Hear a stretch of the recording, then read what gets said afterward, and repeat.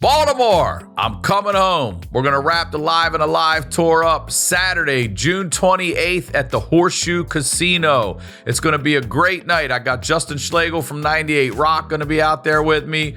We're going to have some surprises. It's going to be a really big deal. Get your tickets now at ryansickler.com. Hey, baby, we're going to be here all day. We're going to be here all day, baby. I like this kind of party. Welcome back to the Wayback, everybody. I'm Ryan Sickler. I want to start this episode like I start them all by saying thank you very much. Thank you for real for supporting anything that I do. I don't care what it is. Telling someone about the shows, sharing it, following a shirt. I don't care. Coming to see me, like whatever it is. Thank you very much. It is much appreciated over here. All right. Make sure you check out the new tier on Patreon.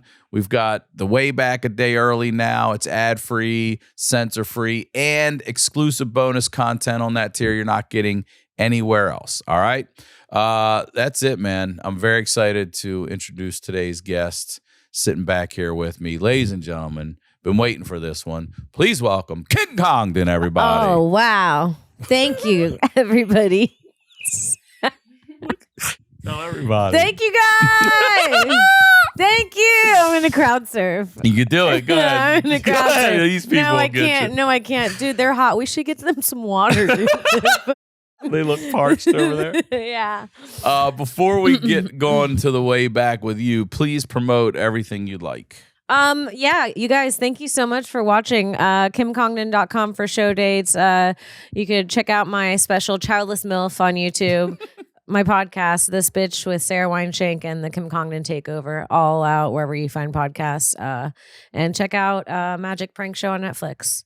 All right. I showed my daughter the Magic Prank Show. Oh, did she like it? She does. She went to the Magic Castle since. She likes it. That's fun. She's coming home showing me little sleight of hand. So now I'm trying to learn quick ones on the internet so I can just watch it. Bam. Show out. Yeah, you have to. You have to. You're someone who I've been wanting to do this podcast with because I know that you're a Florida girl and you definitely have a different upbringing. So first of all, where are you growing up in Florida? Okay, so I grew up. I was born in St. Augustine. St. Augustine. Okay. In a haunted house. What do you mean? In a haunted house. Your house was actually haunted? Well, yeah. When I was born, my parents lived in a guest house of a haunted house, one of the most haunted houses in St. Augustine. Hold on. Do you have the address? No, but they almost made a movie about it called The House. Really? Yeah. What do you mean they almost made I don't know. When I was younger, they were like, they're making a movie about it. And you know how show business goes, bro. I also know a lot of people thinking about making this movie, and it just gets around they were thinking about making a movie. They had people coming in filming, and I don't know what happened. All right, so what kind of things are going on in that house? Were you old enough at the time still living there for you to personally experience anything? No, I was a baby. I have pictures of me at this. I was looking through my baby book, and and I see these pictures. I see my grandparents holding me. I'm like, so cute, so cute. And then I flip, and it's just this weird house, and I'm like, that's kind of a scary house. And then I flip again, and it's like two white people that look like ghosts, standing straight up in this house. And then I flip. You don't know. No, that I don't know and I've never seen before. And then I flip again, and the white people are holding me. And I go, who are these people holding me? And my mom was like, we lived in a haunted house when you were born, and those were the owners of the house. And they would watch you. They loved you. I was like, you would leave me alone with these people? And it's just me in a haunted house in front of and she was like, and then my mom would be like, yeah, you know that piano, a woman's daughter died and she kept her body on that piano for 14 days trying to revive her body with witchcraft. No. And I was like, you left me in the arms of these people? They were also unsuccessful. You left me in the arms reviving their child. In the arms What of other these... stories have you remember? Did they have any other stories? Yeah, I remember because we would go. My mom Tell would love me. to go visit. I love haunted stories. So we would go visit, and my mom. What do you mean? You'd go back to it to check it out? Yeah, my mom would be like, "Let's go see the haunted house we lived in when I was." And my mom said, that the lady that lived there was like a really old lady, like she was pretty old, and her mom was alive at one point, was really old. And she said when she was living in the guest house one night, she was up with me like breastfeeding or something hot. And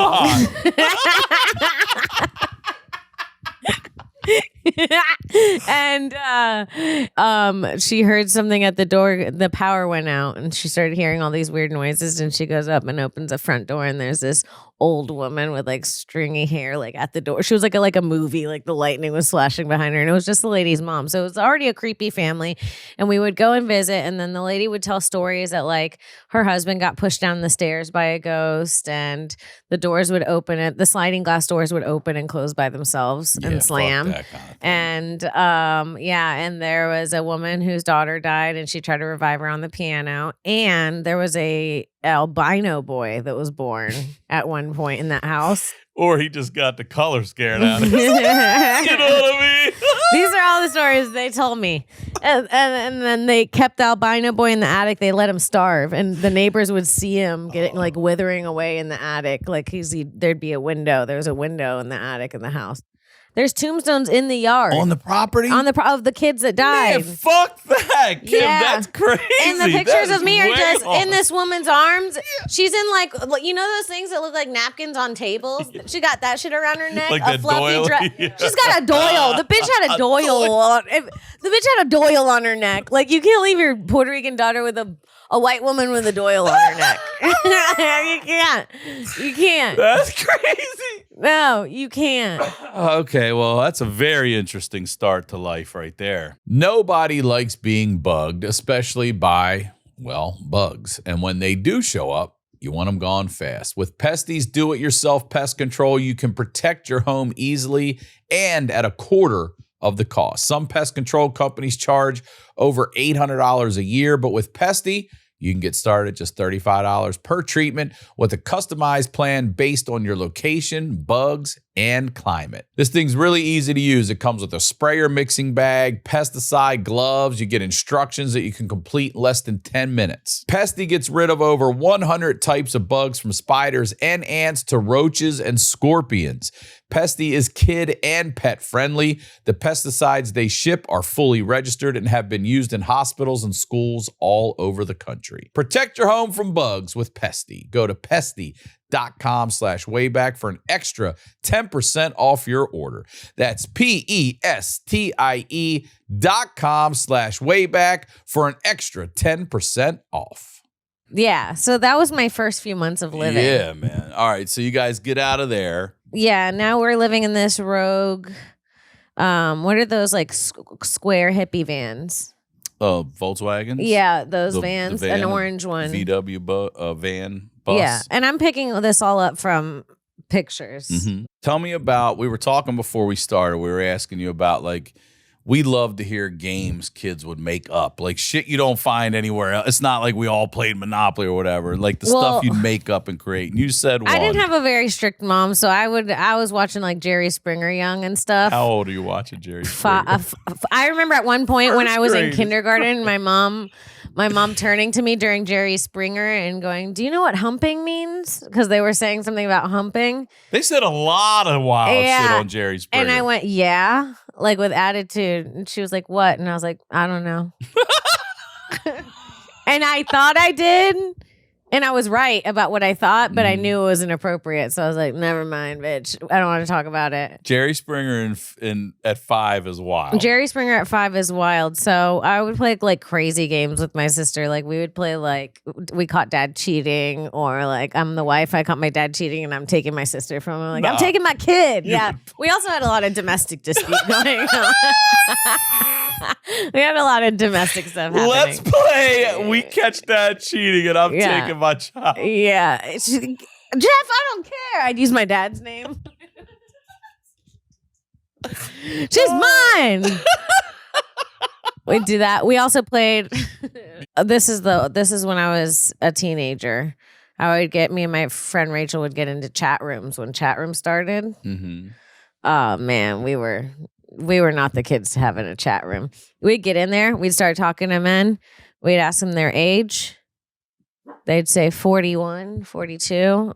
And you're how old? Like 15? I think at this point, like if I'm thinking about it, I remember being like 14, 13, 14. And we're writing back like we're 13. Oh, you are being honest. We're not lying. We're not lying. Oh, okay. I'm thinking you're telling them you're 20 or whatever. No. We're 13-year-old girls. And then, like my friend would be like, I'm 13. I live here.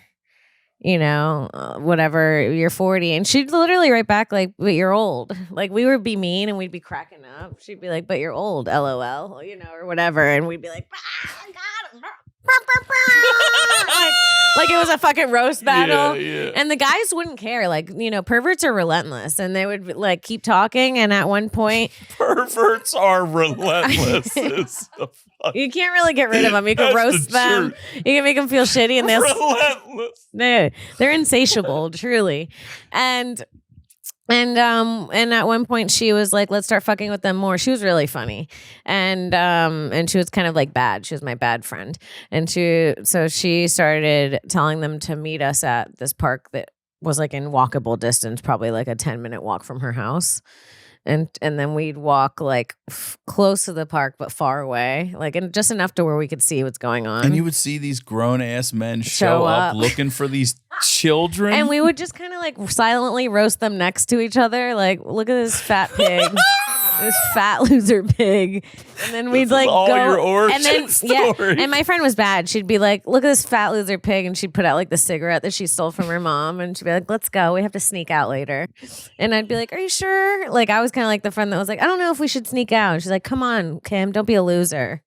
So, all right, tell me about sneaking out. Where are you going? You staying over at her place? That's the only place I could sneak out. Why? What was her parents' deal? The alcoholics not there? Her mom liked a little drinky. Yeah, they'll knock out early. Yeah, she would knock out early. Mm-hmm. She would knock out early and for sleep sure. Deep. Yep. And so did you really have to sneak out, or could you just go right out the front door? We went through windows. Oh, you did? Yeah, okay. We went through windows fully. Yeah.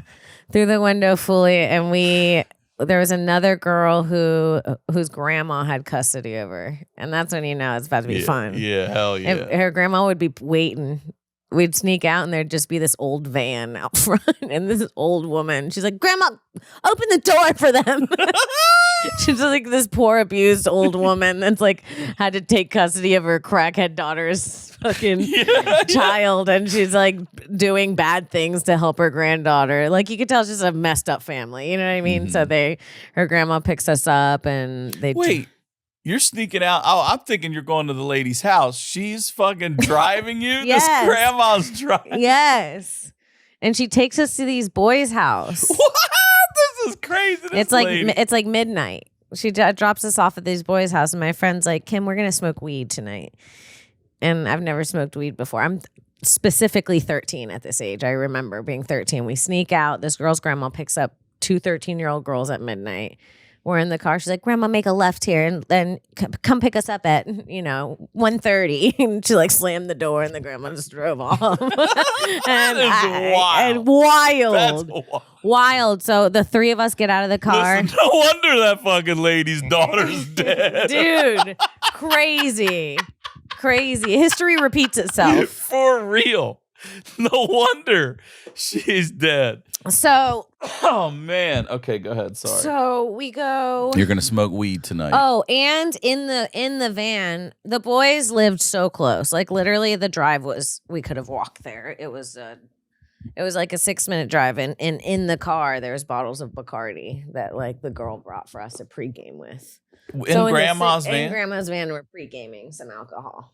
That is crazy. So we're drinking some alcohol. Do you ever look back at this now and be like, Jesus I've Christ. actually never retold this specific part of the story, and I'm kind of like, yeah, that's pretty shocking. There's a grandmom that's taking children to boys' houses. Yeah. She doesn't probably even know how old they are. I didn't feel 13 when I was 13. I hear you.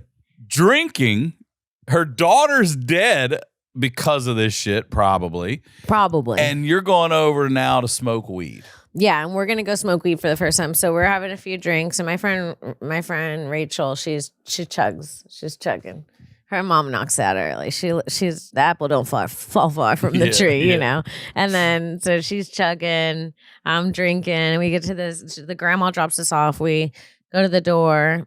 These guys open the door. Immediately, I'm like, these guys are way older than us.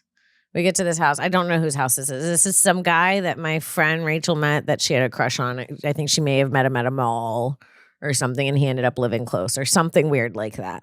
And we show up, and I'm like, oh, dude, this guy's way older. It's like 2 guys answer the door, but there's 3 of us. So I'm like, okay, this is fine. We're 13. They're probably close to being juniors or seniors in high school. So it's like, yeah, it's a whole. But my friend Rachel is 13 with like fat titties. So she's really like 16. So fat titties gives you 3 years. Fat young titties give you 3 years, and she smokes cigarettes and she drinks, so she seems like older. And I'm very clearly 13. I'm like have no boobs. I haven't started my period yet, but I'm lying about it. Like I'm like. I'm lying about it. Yeah, I'm like very, and I don't sneak out. My mom instills nothing but anxiety in me and fear, and I'm terrified to do everything. And I'm about to smoke. So we go into this house. This house is like a hoarder's house.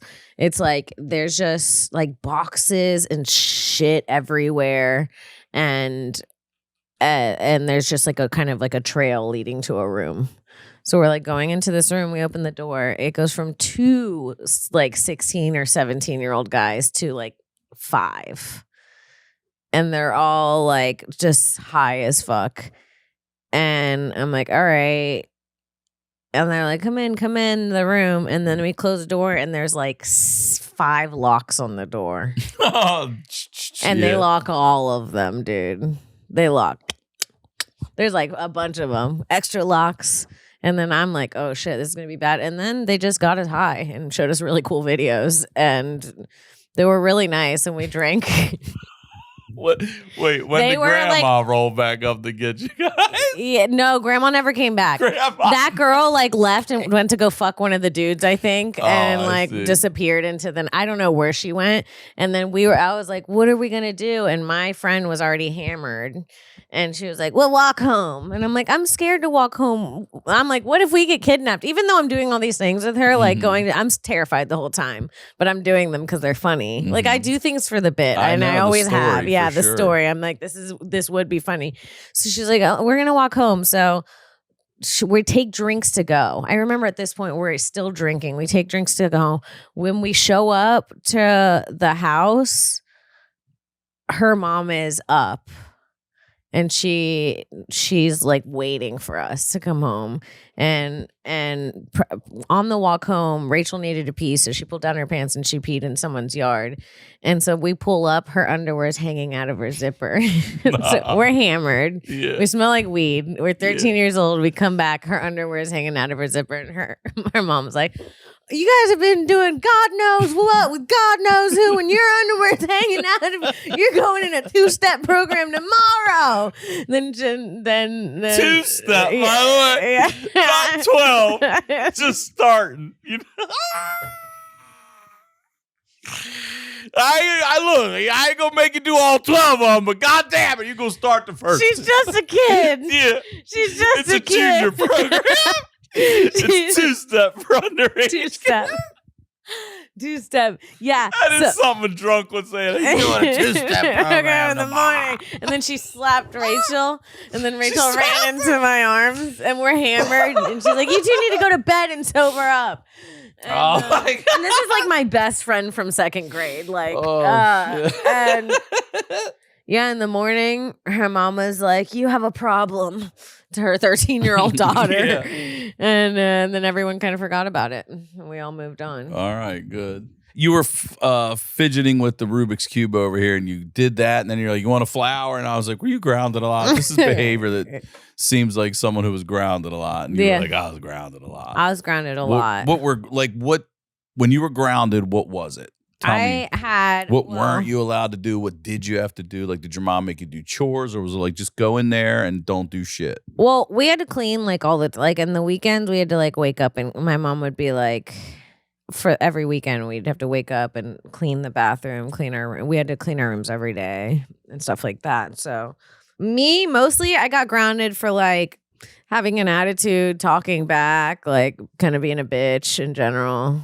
And what was grounded? Like no TV. Like what were your rules? You know what I mean? Or restrictions. Oh yeah, they'd take away my TV, which would really upset me. They would take away my phone. But my mom was like, okay, so this is a thing. Now we're getting into therapy. Even now, I do not in relationships. I don't get into relationships where I like publicly fight or fight in front of people or like, I don't like seeing people argue. And when I was younger, my mom did use like embarrassment as a punishment. So like if she was mad at me, she would like say she wanted me out of her house or something and then pack up my clothes and drop them off at school, like throw them out in the parking lot at school. At school? And I'd have to like pick them up or or in front of my work. Your job? Yeah. Or like, if I was crying or something and my friends in the neighborhood were around, she'd bring them in and be like, look, she's crying. She's like such a little baby. Jesus Christ. So she'd try to like embarrass me as punishment or like she'd like, I don't know, she'll just tell everybody everything. She's like, I'm going to tell all your business. Yeah, all your business. Oh, I hate that. All my business. I hate that. Yeah. So I was grounded a lot because I'd be like, bitch, don't do that. And she'd be like, you can't say bitch. I'm like, you told everyone I got my period. And I heard you. And you said you weren't going to tell anyone. Yeah, you heard her. That's crazy. She really did that? She did. And then she also, when I got my period, she made it so awkward. Who did she tell? Like family and She shit? called everyone in our family and told everyone in our family and then told my stepdad and then made it so obvious at dinner, like serving me food and being like, you okay? And I was like, stop talking to me. Like, I was like, stop. Don't look at me like that. She'd be like, I just can't. And she'd like make it about herself. Yeah, like, of course. It was like a whole thing. Like my daughter got her period. I'm like, can you leave me alone? If your daughter's getting her period, be cool. Be cool about it. Yeah, Tom, give me some advice. I'm about to hit that wall here in a second. Just be cool about it. Don't make it too heartfelt. It's already so embarrassing. Okay, that's good. Don't make it heartfelt and also don't make it weird. Don't make it weird and don't just be casual. Be like, this is what happens. Don't be the comedian, be the dad during this one. Yeah, yes. All right. Yeah. Later, yeah. I can be in the grocery store yelling shit about it, right? Yes. Or FaceTime her and be like, you need the super duper? Yeah, let her get used to it. Yeah, the first one's weird, dude. The first one, you're like, this ain't right. Thank you for the heads up. Yeah, I'm with you. I can only imagine if I woke up, looked down, I'm like, oh my God. I got my first period in middle school on the one day in my entire life that I ever wore a white skirt. No. In my entire life. Did it? It didn't. I was on the bus at the end of the day, luckily. Yeah. So I don't think anyone even really noticed, but.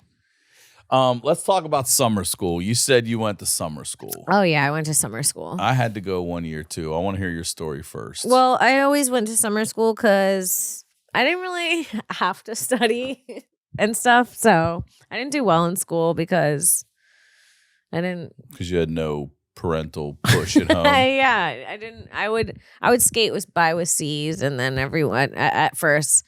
My first few years, I was doing really bad. This is so funny. The only time I ever got straight A's in school was 1 year when there was just one girl that was a bitch, and my friend and I was new in the school. I went to a new school like every year too. We moved a lot.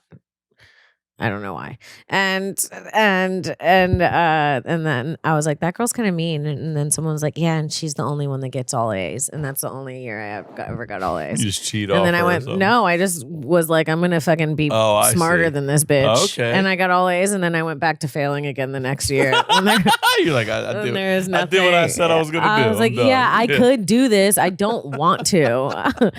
So I would go to summer school because my grades were really bad. And summer school was kind of fun. All the bad kids went, and they sold good snacks. That's I don't not know how why. it was when I went to summer school. Really? Look, I had good grades. I was an A and B student. My mom hated me. Okay. Okay. I have two brothers, and my mom decides 4th grade, I'm going to summer school. I'm like, why am I? They don't go. I have a twin brother. We're the same age. Yeah. Why is he not going? My grades are as good as his. She's just picking you to go? She just got rid of my ass. I don't know what they did for the summer. I can't remember. I think this was the time when my mom was cheating on my dad, and I probably would have talked too much and said too much. So I get dumped into like 4th grade summer school. Wow. For the whole fucking summer. My grades are good. School was even like, he doesn't need to be here. Yeah. And I'll never forget one day, I don't know what holiday it was or something, but there was no summer school. My mom drops me off. There's no cell phones back then or anything. She's going to this dude's house. Okay, I don't have this guy's number. Kim, Okay. I sat at that fucking summer school. I just sat outside from 8 to fucking 3 when she came back to get me because there was no fucking school that day. Summer school. I had to sit there. She didn't call? Who? Who's she calling? This is the 80s, girl. This is the 80s. Who's she calling? She had to get on that dude's phone and call the school. My mom ain't doing that because she thought it was a normal day. And it wasn't like, fuck. it was like, whatever. They're like, we're not having it. We're closed this day. But my mom just dumped me off and then drove away. You should have came to my summer school. My summer school. I would have rather. I would have hung out. I'm out there pulling doors and shit. I'm like, nah. They sold chocolate. I don't know why. Summer sold school. chocolate? They sold the Hershey's with the almonds. That's what got me addicted to Hershey's with the almonds. Summer school. That's why I eat Hershey's with the almonds because of summer school. And chips and shit. Yeah. Tell me about. Let's do family parties. You guys used to have family parties. Oh yeah, all the time. Now, what do you mean? Like just family comes over, or your family would throw a party? Anyone's coming. All well, my parents my mom and my stepdad were really big on karaoke parties when we were At younger. the house? Yeah, they had we would go to the flea market every Friday, and even if we didn't have any money, they would save up money to get new karaoke CDs. Yeah, that was their. That was this is what we do as a family, and this is what we spend our money on. Wait, what was your mom's song? What's the one she liked? She liked Zombie, the Cranberries, Zombie. Yeah. Yeah. And and they had a whole what about setup. your stepdad? Did he have his go-to was what? Oh, he is dad rock cover band. He's in a cover band right now. He really is? Yeah, so he's taking it to the next level. Nah. Yes, he's in a cover band. What's it called? The Comeback Kid. Kid. He's just one guy, but there's a band. It's a whole band. That is hilarious. And they get booked. Do they really? Yes. Your mom and my mom need to meet. My mom right now, my mom is 77, and she's a groupie for a band that she met at the beach called On the Edge. And she's like their unofficial photographer. That's so funny. And my brother hates it. That's so funny. He's so mad about it. And I get so much joy that he hates it. OTE. They're old dudes. They're all age appropriate. I'll say that. She's not like running around with some 20-year-olds. Fair. They're all age appropriate, older men and shit. But she's 100% a groupie for OTE. That is really fucking funny, dude. On the Edge is such a perverted name, too, for a band. On the Edge. Your mom's on the Edge, dude. Yeah, she is. She's she's an Edge. So listen, they go so much, they call them the Edgettes, and they have shirts and shit. And listen. Your mom's an Edgette? Yeah, she's an Edgette. And not only that, listen, they got mad bookings. Dude. I look at their schedule, I'm like, who the fuck's setting them up? They should pair up with Comeback Kid. That's what I'm saying. Our mom should be. Yes, dude. My stepdad banned my mom. My stepdad banned my mom from. Wait, she can't come to shows? No, they're divorced. Oh, okay. They're divorced now, and then she kept coming, and then he called her a barfly. She kept coming after they were divorced. Yeah, and he called her a barfly. And got her out of there. No, he had to get remarried and a restraining order. Even the remarried didn't work. They had to hide where the wedding was. And my mom was trying to get it out of me on the wedding day. She's like, why? She was like literally tricking me. She was like, so I already know where it is. So yeah, we had a lot of karaoke parties, and every party, even if it was. Did you sing too? Did you get the? Yeah, I would sing, and I would join in on a few duets. I'd hit a little Kid Rock, Sheryl Crow. Okay. Picture, I see. picture. Yeah, I'd do a little Snoop or whatever with N-word, and. And it was a long time ago. It was a different time. It was a different time. But all of the parties that my family had were even if it was like my 5th birthday, by the end of the night it became an adults party where they're like, the kids need to go in the room. The parents are making out with each other's partners in the jacuzzi. So they're playing some weird go under the water game in the jacuzzi. I don't know. what's happening. Every time it'd be like, and it would be fun for us because we'd have parties. Like when we started turning like 12, 13, 14, they'd have parties and we'd sneak the alcohol and all go in my room, and all the teenagers from the other parents would be over our house and we'd have our own little thing. And yeah. All right, let's finish with favorite toys. Give me some of what you're going. What year are you born? 90. All right, so 90. So even at 10 is 2000. So yes. What are you playing with? I have some good shit. One of my favorite games is this game where you figure out which boy likes you. It's like you call boys on a phone. It's a board game. It is? Yes, it's this board game. What's it called? I think it's Dream Phone. Dream Phone. That one. Yeah. Those were my babies. Those are my men. This is Dan. I electronic loved Dream Phone. Dan, dude. The dating game for Dream Phone. Yeah, it was a board game, and you'd pick up these things, and you'd have to figure out which was your dream guy. Like you were matched up with someone in the beginning. Never heard of this one. Okay. And you'd call, and Steve would pick up, and he'd be like, "It's not me, but your dream guy," and he'd give a clue. And it was always a different every game, and you'd find your dream guy at the end, and you'd just be horny and calling men that didn't exist. This is like a very horny teenage You're girl like, what game. A dumb game. We're baiting them live over here at the park right now. I was like, this sucks. Let's get in the chat rooms. Yeah, and then there was this 90s game that I really love. It was a Nickelodeon, or it was a flashlight. So it's that, and it comes with a projector. And you turn off all the lights in the house. Project it on the wall? No. And you pose. Someone poses in front of it, and you take a picture. And when you move, it like stays. It's the coolest thing ever.